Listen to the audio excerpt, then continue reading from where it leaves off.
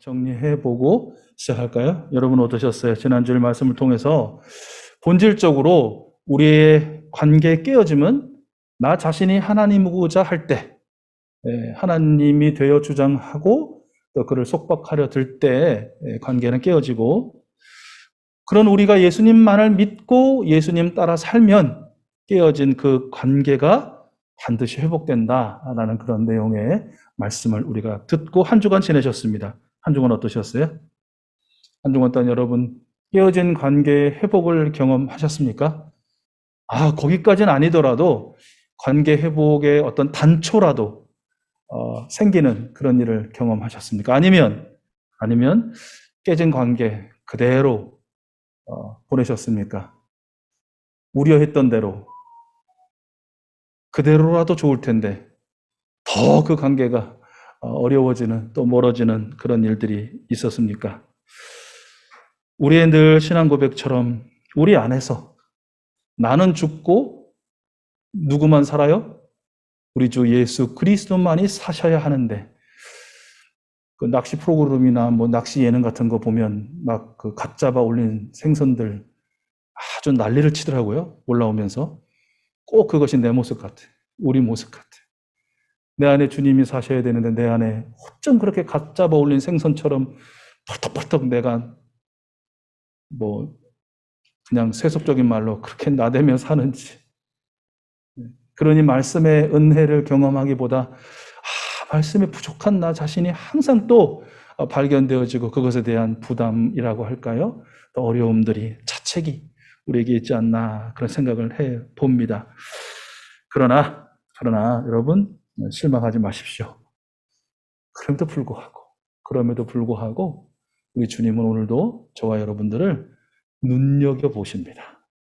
그리고 사랑스럽게 말씀해 주시는 것입니다. 왜냐하면 아들이거든요. 왜냐하면 딸이거든요. 지난 한 주 잘 못 살았다고 해가지고 그렇게 말씀을 은혜를 경험하지 못했다고 해가지고 내 딸 아니야, 내 아들 아니야, 이 부모님 아니시죠? 사랑의 주님이 아니시죠? 여전히 또 용서하시고, 또 이 한 주간을, 지난주는 그렇게 못 살았더라도 이 한 주간은 말씀의 은혜를 누리며 예수님과 함께하는 오늘의 천국, 매일의 하늘나라를 경험하는 저희들을 기대하면서 또 그렇게 되기를 소원하시면서 말씀을 들려주고 계신다라는 것이죠. 우리 죄송하고도 감사한 마음으로 오늘도 우리에게 들려주시는 예수님의 그 아름다우신 음성에 귀 기울일 수 있었으면 좋겠습니다. 먼저 오늘 말씀을 통해서 우리 예수님께서 우리에게 주시는 교훈을 정신이 멀쩡할 때 정리를 좀 하고 말씀을 시작하겠습니다. 전장님 화면을 좀 띄워주시겠습니까? 화면을 보시면 오늘 이 본문 말씀을 통해서 우리 예수님께서 두 가지를 교훈해 주시는데요. 우리 한번 같이 읽어봐요. 첫 번째 시작. 영원한 생명은 사람이 쟁취하는 것이 아니라 오직 주님의 은혜로 거저받는 것이다. 이미 너무 잘 알고 계시는 내용이죠? 아는 것과 이 체화된 삶이라는 건 좀 다르긴 하지만 그래도 여러분 잘 아실 거예요. 다시 한번 우리 첫 번째 시작. 영원한 생명은 사람이 쟁취하는 것이 아니라 오직 주님의 은혜로 거저받는 것이다. 아멘. 두 번째 교훈인데요. 같이 읽어봐요. 시작. 영원한 생명을 받은 사람은 영생의 수요자이신 주님만을 위해서 산다. 이게 너무나 당연한 당이죠. 당연한 것인데도 어렵습니다. 우리 다시 한번 두 번째 시작. 영원한 생명을 받은 사람은 영생의 소유자이신 주님만을 위해서 산다. 아멘. 그렇습니다. 네, 이제 화면에 말씀 띄우는 일은 설교 끝까지 없을 겁니다. 저를 보시면 되겠습니다. 저하고 이렇게 눈을 마주치시면서. 오늘 말씀은 공관복음에 공이 다 기록되어 있어요. 그러니까 마태복음에도 있고 오늘 마가복음에도 물론 기록되어 있고 누가복음에도 기록되어 있어요. 그러니까 굉장히 어떻게 보면 복음서 저자들이 너나 할 것 없이 굉장히 강조하고 싶은 그런 예수님의 교훈이 담겨져 있는 이야기다라고 볼 수 있겠죠. 처음에 아까 말씀드린 것처럼 두 가지 그 교훈을 머릿속에 좀 생각하시면서 말씀을 들으시면 좋을 것 같아요. 종합해서 이 한 사람 있죠. 예수님 앞에 나왔던 이 한 사람을 좀 이렇게 입체적으로 보면 먼저 그는 지도자였어요. 개역개정 성경에 보면 관리였다라고 되어 있는데요. 그러니까 굉장히 모두가 선망하는 그런 지도자라고 불릴 만한 고급 관리였다라는 것입니다. 그러니까 어떻게 보면 이 명예를 가진 사람이라고 할 수 있어요. 모두가 부러워하고 존경하는 그런 지도자였으니까요. 두 번째는 보통 그런 말들 많이 합니다. 명예를 가진 자는 재산을 포기해야 한다. 그렇지 않습니까? 명예냐 재산이냐 둘 중에 하나를 선택하는 것이 보통의 인간사인데 이 사람은 명예는 물론이고 많은 재산을 가진 그런 사람이었다라는 것이에요. 부자였다라는 것이죠. 그리고 거기에 더해서 그 많은 돈으로도 살 수 없고 그 많은 재산으로도 바꿀 수 없는 것이 있죠. 절대로 바꾸지 않는 것. 그것이 무엇입니까? 젊음입니다. 젊음. 저도 요즘에 젊음이 너무 부럽습니다. 그런 나이가 된다 봅니다. 어쩜 좋습니까? 이제 겨우 반백년 조금 지났는데 아마 우리 장로님 권사님들은 저보다 더 하실걸요. 정말 내가 딱 하나만 하나님이 선물로 주신다면 이것도 좋고 저것도 좋겠지만 젊음, 청춘 더 바라지도 않아요. 하나님 저가 더 바라지도 않습니다. 딱 20살로만 돌아갈 수 있도록 하는 것이 종종 이렇게 허황되게 상상해보는 그런 것일 텐데 이 사람이 그랬다는 거예요. 명예도 가졌고 부도 가졌고 그리고 너무 부러운 이 젊음, 청춘을 가진 그런 사람이었다라는 것이고요. 그런 모든 것들을 완벽하게 가진 사람이 세상에 그 당시에 절대적인 법률이죠. 율법에 있어서도 흠이 없었다. 흠이 없는 사람이라고 불릴 만한 그런 사람, 그야말로 완벽한 사람이었다라는 것이죠. 그런데 여러분, 정말 그에게 무슨 근심이 있을까? 무슨 걱정이 있을까? 앞날 창창해, 돈도 많아, 사람들도 많이 따라, 하나님과의 관계도 너무 사랑스럽고 은혜로워, 뭐가 부러울까? 무슨 걱정이 있을까 싶은 이 사람에게도 풀지 못한 커다란 문제가 있었다는 것이죠. 정말 모든 것이 확신에 가득 찬 그런 인생이었는데 딱 하나 확신하지 못하는 항상 불안해 할 수밖에 없는 한 가지가 있었다는 것이에요. 그것이 무엇입니까? 그것은 바로 나는 영원한 생명을 얻었는가? 내 안에 영원한 생명이 있는가라는 그런 질문이었어요. 답이 안 나오는 것이에요. 그런 인생이었다라는 거예요. 그래서였을까요?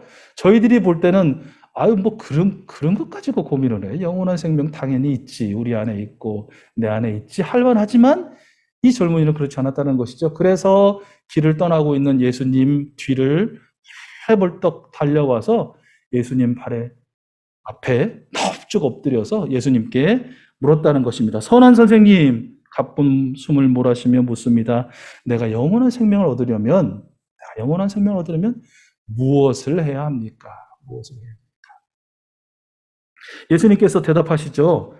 계명들 알고 있지 않냐? 율법들 알고 있지 않냐? 그 율법과 계명을 지키라고 하지 않았느냐? 라고 그에게 다시 되질문하시죠. 그런데 그 젊은이가 기다렸다는 듯이 그렇지 보통 랍비라면 이런 말 할 줄 알았어 라는 식으로 금방 대답합니다. 어떻게 대답해요? 나는 이 모든 율법을 다 지켰습니다. 언제부터?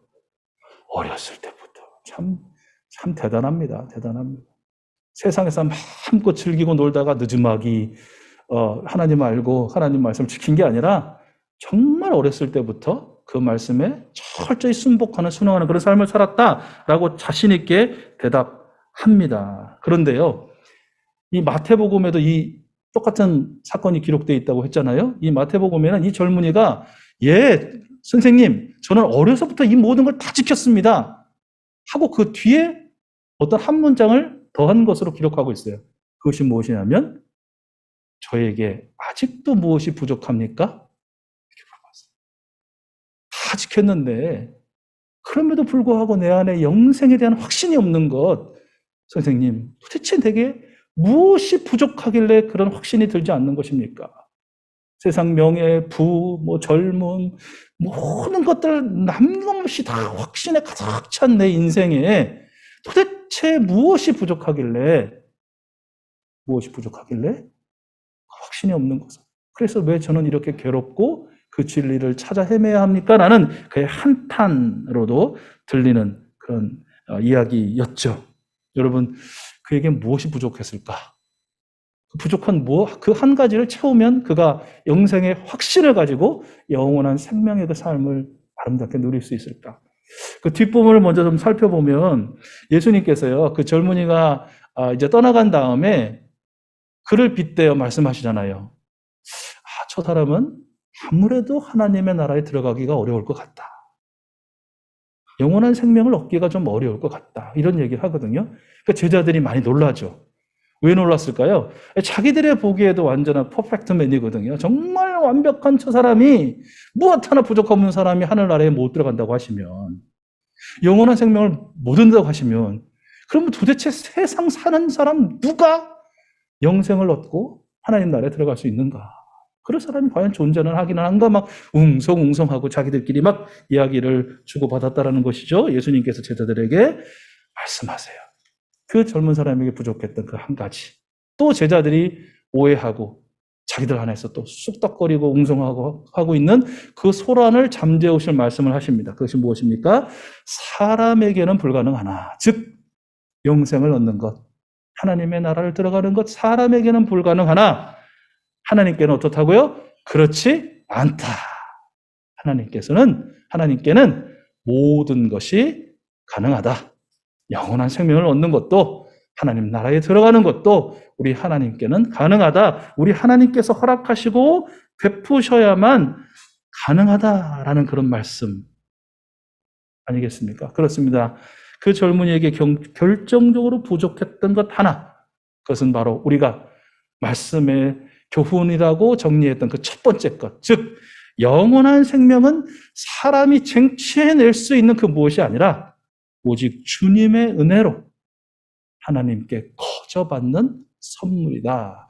나는 이 진리를 받아들이는 것, 아멘으로 받아들이고 믿는 것, 그것이었다라는 것입니다. 이 영생이라는 단어를 이렇게 좀 찾아보면요, 구약에도 두 군데 영생이라는 직접적인 한글 단어, 한글 성경이겠죠? 단어가 나와요.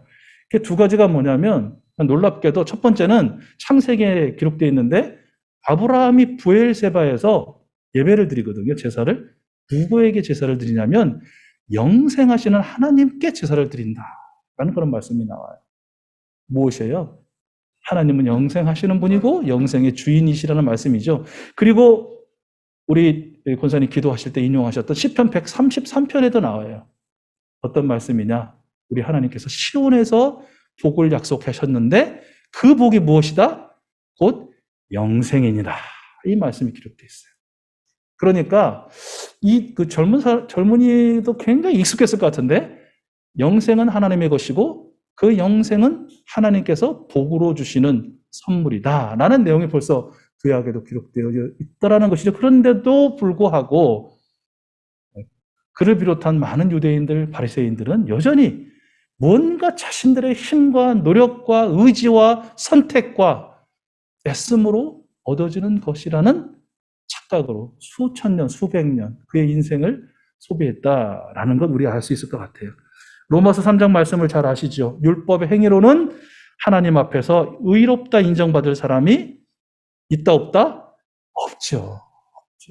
그 모든 율법을 다 지켰다고 자신만만한 사람도 하나님 앞에서 어찌 의롭다고 할 수 있겠어요? 못해요. 율법은 의롭다, 불의하다를 나누는 것이 아니라 무엇을 보여주는 것일 뿐이에요?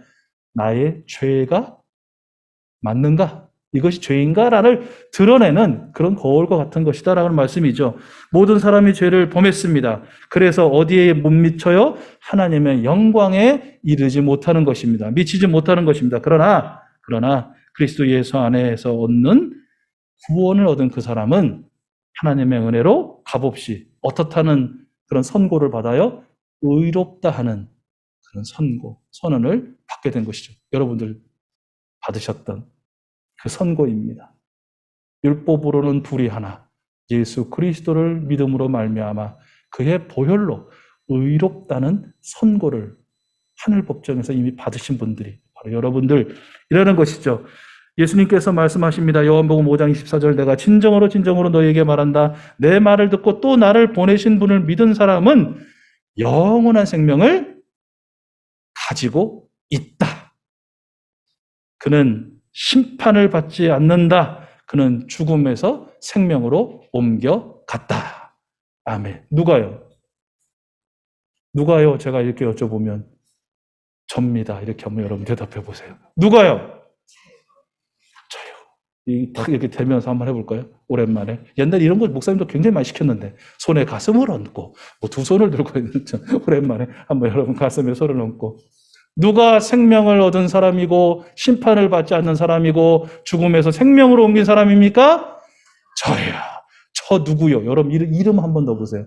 누가 영원한 생명을 이미 얻었고 심판에 이르지 않고 죽음에서 생명으로 옮긴 사람입니까? 저 오충일이요. 다 오충일입니까? 여러분들 이러는 것이죠. 그럼에도 불구하고 매주 말씀을 듣고 묵상하고 기도하면서 불구하고 그런데 정말 내가 영원한 생명을 얻은 것이 맞을까? 나는 정말 100% 한치 오치도 없이 천국에 갈 수 있을까? 혹시 이러다가 지옥 가는 거 아닐까? 라는 의심이 드는 분 계십니까? 사도 요한의 말씀이죠. 요한일서 5장. 그 증언은 이것이니 곧 하나님이 우리에게 영원한 생명을 주셨다는 것과 바로 이 생명이 그 아들 안에 있다는 것입니다. 그 아들 예수 그리스도를 모시고 있는 사람은 생명을 가지고 있습니다. 그 아들을 모시고 있지 않은 사람은 생명을 가지고 있지 않습니다.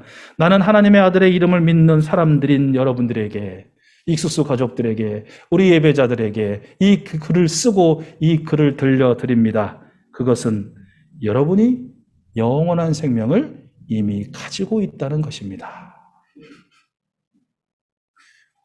살아가는 우리 이수수 가족 여러분, 우리 예배자 여러분, 우리는 믿음을 통하여 은혜로 구원을 이미 얻었습니다. 앞으로 얻을 것이 아니고 얻었습니다. 이것은 우리에게서 난 것이 아니고 누구의 선물입니까? 하나님의 선물입니다. 그러므로 구원을 얻었다, 영생을 얻었다라는 것으로 자랑하거나 그 반대로 비관하거나 또 자괴감을 가질 필요 없습니다.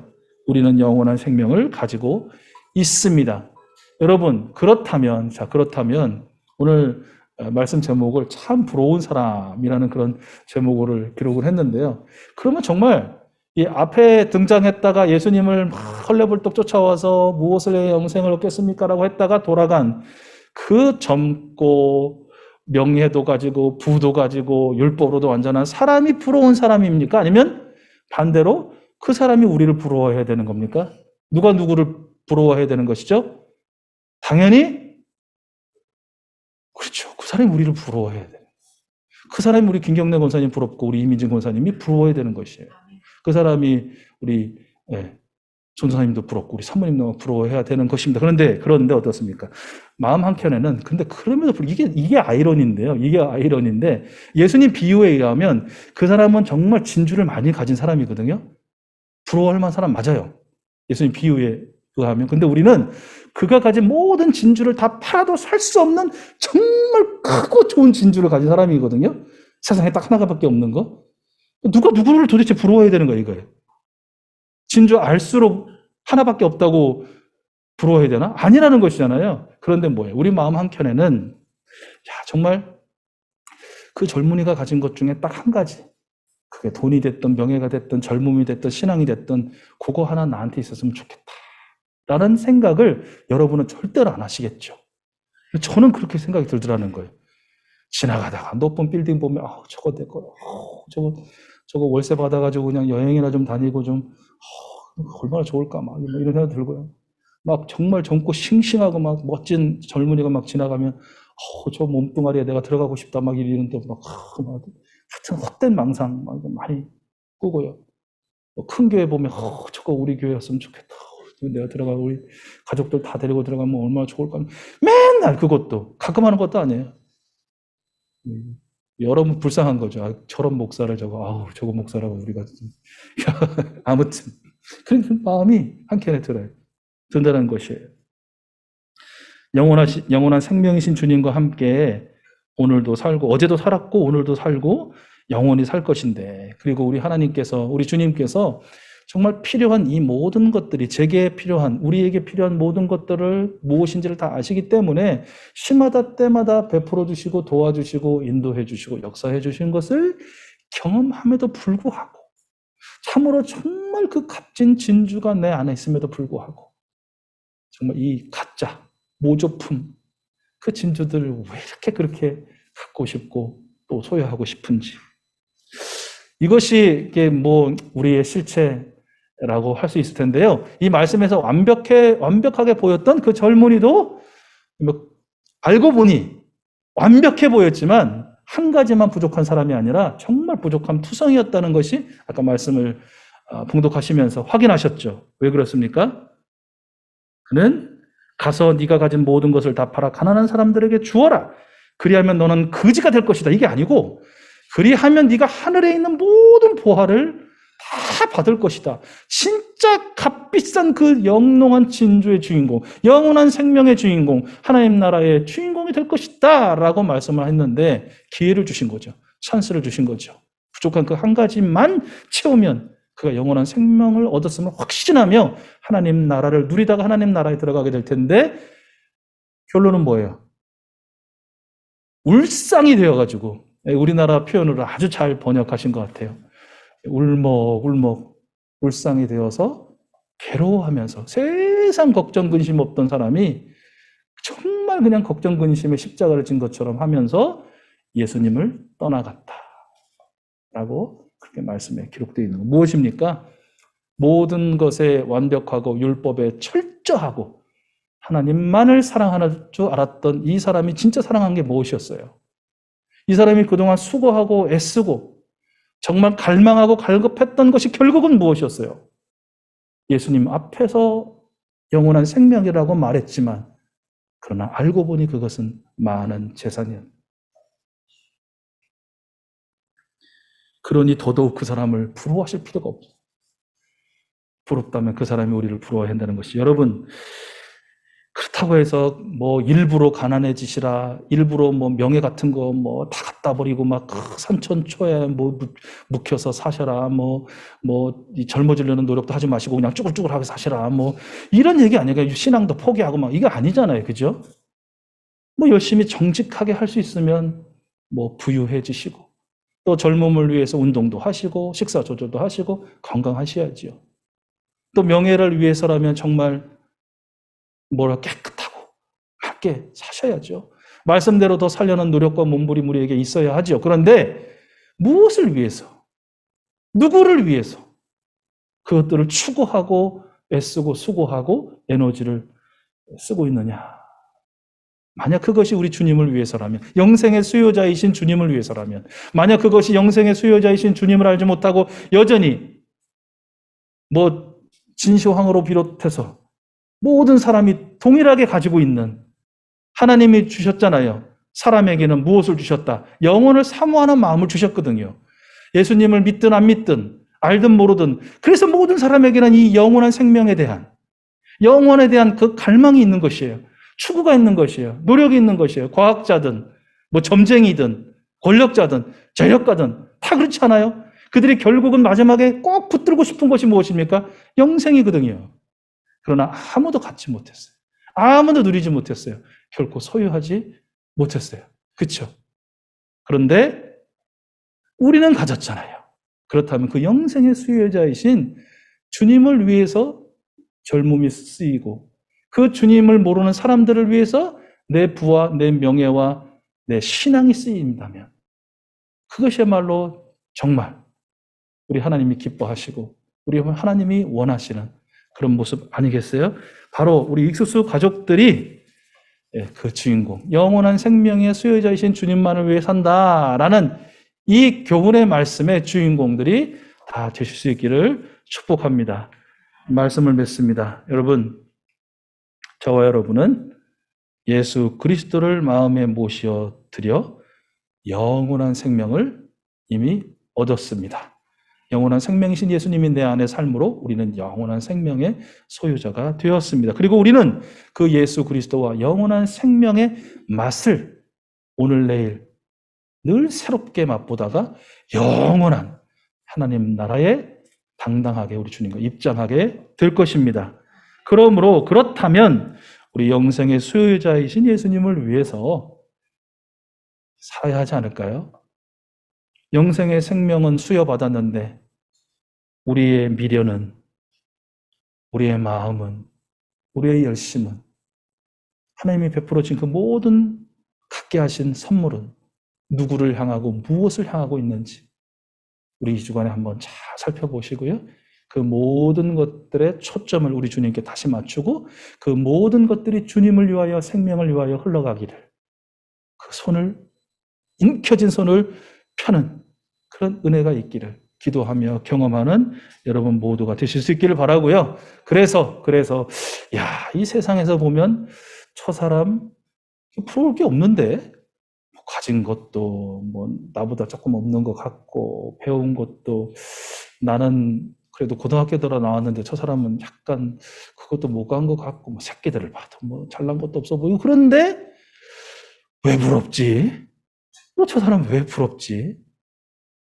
그럼에도 불구하고 항상 빛이 나고 웃고 사람들에게 겸손하고 또 늘 보면 중얼중얼 찬양하고 또 누구를 위해선가 기도하고 또 믿음의 사람들과 함께하고, 저 사람 참 부럽다.